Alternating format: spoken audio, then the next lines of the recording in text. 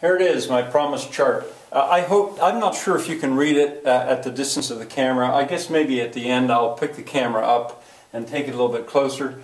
But this chart I developed years ago. Oh, we've got some new names on it there because my last year that I was teaching public school, I had some students very kindly highlighted it. They touched it up. They redid the letters. Anyway, there are 8 sides to it. And the name of this chart, just a moment here, I'll show you. I'll get it.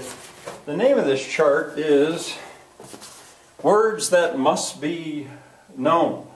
Words That Must Be Known. It actually opens up.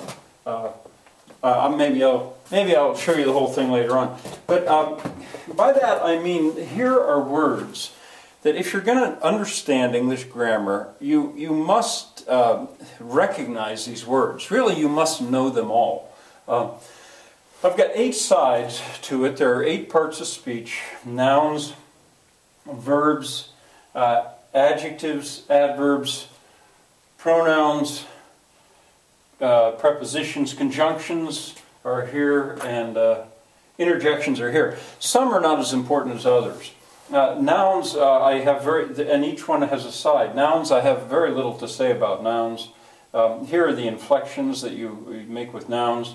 You add S, apostrophe S, and S apostrophe on nouns. I don't want to go into that. Anyway, verbs, here's the verb side. And there are thousands and thousands of nouns, and there are thousands and thousands of verbs. But here are ones that you really need to know all the time. Right in the center, I've got the verbs, the forms of to be. Am, are, is, was, were, be, being, been. There they are, 8 of them.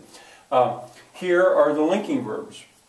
Appear, feel, remain, smell, stay, taste, become, grow, look, seem, sound, get. But they're red, but I color-coded these because the verbs to be, and this is a dashed line, because to be, these forms are also linking verbs.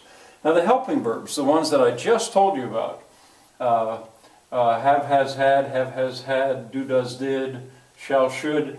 I'm not sure what order they're in anymore, but I've got them black, and I've got the verb to be black as well, or half black, because they are involved.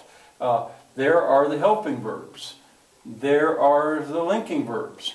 Now the inflections, the endings that we put on verbs in English normally, this is all we do. So simple a language compared to so many. We put an S, an ED, or an ING on the end of the verbs. Now in a moment I'll pick the camera up, I guess, and just so that you can have a chance to get a little closer look at it. I don't know how that'll work. But anyway, we'll be getting soon to the pronouns. Well, adverbs, to keep it in the order, I'll go up with adjectives. They're not going to be all that complicated. Adverbs, also not all that complicated. But when we hit the pronouns, well, that's quite another matter. There's going to be a lot to say about pronouns. And conjunctions. Well, the conjunctions, that's this side here. That's a bit complicated too. Conjunctions, when I get to them. Prepositions, there's that list. This is not perfect, it's missing a few. But there's the list of prepositions that you really need to know. And then interjections, I think the only one I put in there was O, although I've got a mistake. There are various mistakes. Yes and no, those really are interjections. There's some mistakes on this chart. But I'll keep coming back to it, referring to it. This is a C-clamp I have just to hold it up there. And I'll tell you this, that when I undertake to teach German and to embrace German, because I'm really going to learn that language, I'm going to make sure that every one of those words I know in German. I know how you say it or how you do that in German. Even though I'm completely fluent in Portuguese, I'm not sure that I could actually do that.